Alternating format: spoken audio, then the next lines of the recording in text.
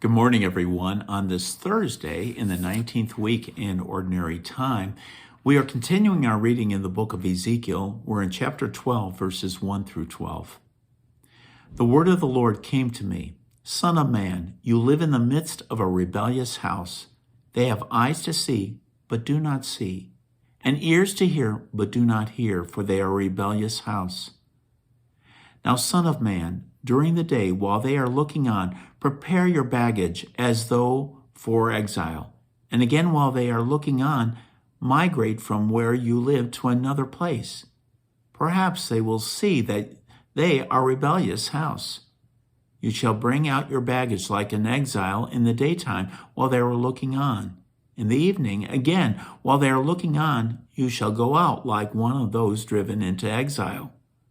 While they look on, dig a hole in the wall and pass through it while they look on.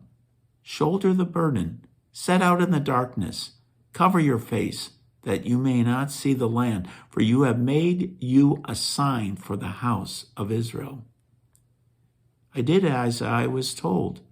During the day I brought out my baggage as though it were that of an exile, and evening I dug a hole through the wall with my hand, and while they looked on, set out in the darkness, shouldering my baggage, my burden. Then in the morning the word of the Lord came to me, Son of man, did not the house of Israel, that rebellious house, ask what you are doing? Tell them, thus says the Lord God, this oracle concerns Jerusalem and the whole house of Israel within it. I am a sign for you. As I have done, so shall it be done to them. As captives, they shall go into exile. The prince who is among them shall shoulder his burden and set out in darkness, going through a hole that he has dug in the wall and covering his face, lest he be seen by anyone. The word of the Lord. Thanks be to God. Well, it's an interesting passage here.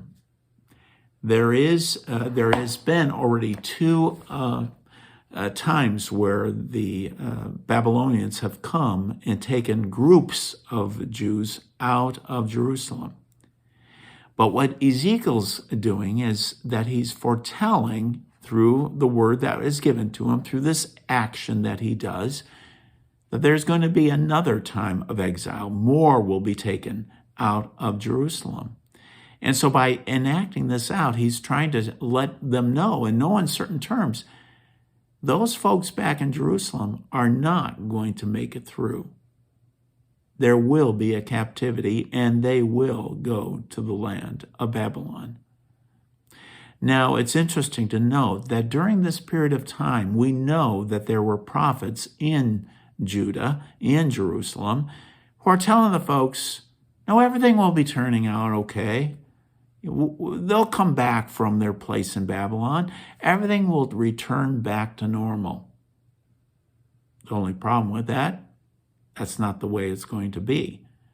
It will be pretty bad.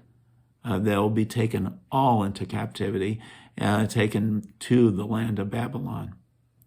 And so this enacting out in a very graphic way was a way, kind of like a wake-up call.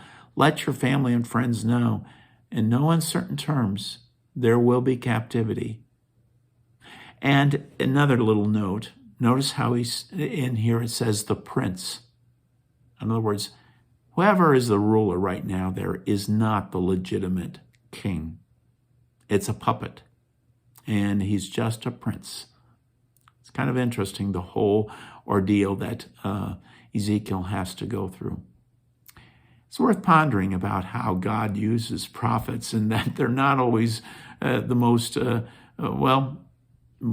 ordinary in ways that they do things, yet there is a role that they play in the life of us. Stay safe, folks. Hopefully we'll see each other soon. Bye for now.